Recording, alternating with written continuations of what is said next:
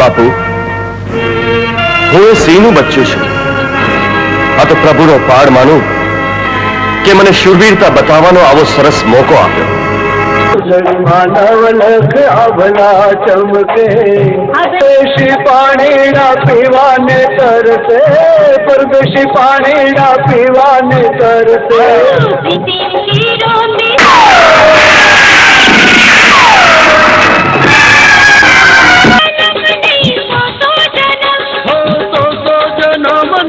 જન્મો જન્મ દેવ સુહારો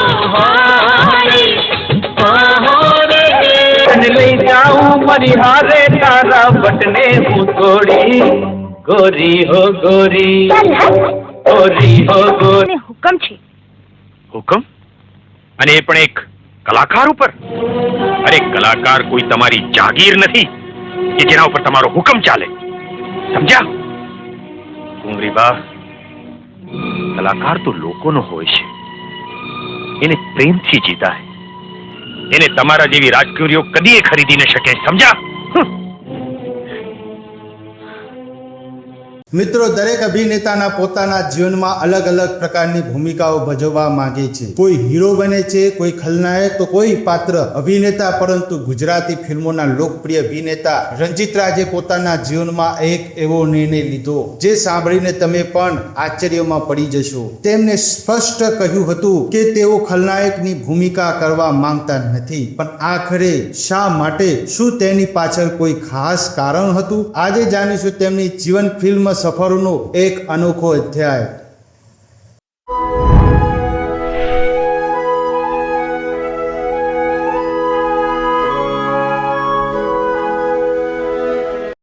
નમસ્કાર મિત્રો, જય માતાજી. આપ સૌનું ફરી એકવાર હાર્દિક સ્વાગત છે. ગયા ભાગમાં આપણે રંજીત રાજના વિચારો, સંસ્કારો અને સમાજ પ્રત્યેના તેમના દ્રષ્ટિકોણ વિશે જાણ્યું. આજે વાત કરીશું તેમના અભિનયના સિદ્ધાંતો વિશે. રંજીત રાજ હંમેશા પડકારરૂપી ભૂમિકાઓ કરવી ગમતી હતી. તેમણે કહ્યું હતું કે હરિથી હરિજન સુધીના તમામ પાત્રો ભજવ્યા છે. અર્થાત તેઓએ પોતાના અભિનયમાં અનેક પ્રકારના પાત્રો જીવંત કર્યા. દરેક નવી ભૂમિકા તેમના માટે નવી જવાબદારી હતી. પરંતુ મિત્રો, આટલા બધા પાત્રો ભજવનાર કલાકારે એક પ્રકારની ભૂમિકાથી હંમેશા અંતર રાખ્યું, અને તે હતી ખલનાયકની ભૂમિકા. રંજીત રાજનું માનવું હતું કે તેમને સારા અને સૌમ્ય પાત્રો દ્વારા દર્શકોનો પ્રેમ મેળવ્યો છે. આ કારણે તેઓ ખલનાયકનું પાત્ર ભજવીને પોતાના દર્શકોના મનમાં બનેલી છબી બદલવા માંગતા નહોતા. આ નિર્ણય તેમના માટે માત્ર કારકિર્દીનો પ્રશ્ન નહોતો, પરંતુ દર્શકોના વિશ્વાસનો પણ પ્રશ્ન હતો.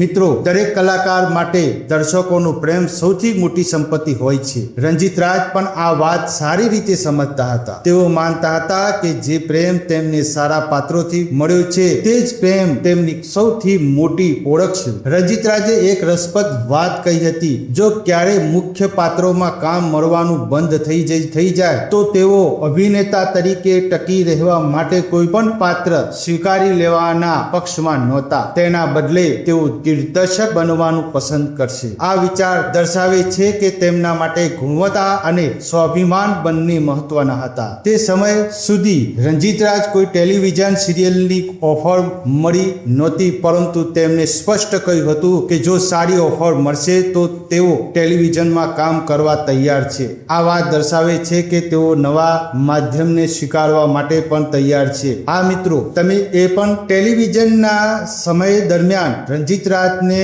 રામાયણ ટીવી સિરિયલ એની અંદર રામ પાત્રનું ભજવવા માટે તેમને ઓફર મળી હતી. પરંતુ રામાયણનું પાત્ર ભજવવા માટે રામાયણમાં તેમને કેમ ના પાડી હતી, તેના માટે એક સ્પેશિયલ વિડીયો આપણે બનાવીશ. અને હવે આગળ વાત. મિત્રો, કેટલાક કલાકારો સફળતા પાછળ દોડે છે, પરંતુ કેટલાક કલાકારો પોતાના સિદ્ધાંતોને સફળતા કરતા પણ વધારે મહત્વ આપે છે. રંજીત રાજ એવા જ કલાકારોમાંના એક હતા. રંજીત રાજે પોતાના અભિનયથી, પોતાના વિચારો દ્વારા અને પોતાના સિદ્ધાંતો વડે ગુજરાતી ફિલ્મોમાં એક અલગ ઓળખ બનાવી. પરંતુ મિત્રો, હજુ તેમની જીવનની એક ખૂબ જ વ્યક્તિગત વાત બાકી. તેમનું પારિવારિક જીવન, તેમનું લગ્ન જીવન અને પોતાના પરિવાર માટે તેમને શું કર્યું, આ બધું જાણવું પણ એક રસપ્રદ. આગામી ભાગમાં આપણે જાણીશું રંજીત રાજના લગ્ન ક્યારે થયા, તેઓ કેટલા સંતાનોના પિતા બન્યા, પોતાના મોટા પરિવારની જવાબદારી તેમને કેવી રીતે નિભાવી, અને એક સુપરસ્ટાર સુપરસ્ટાર હોવા છતાં ઘરમાં તેઓ હતા. આ બધી વાતો સાથે ફરી મળીશું ભાગ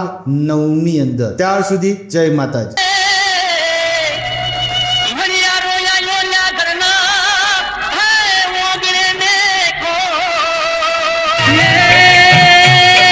દાંતડા મગડો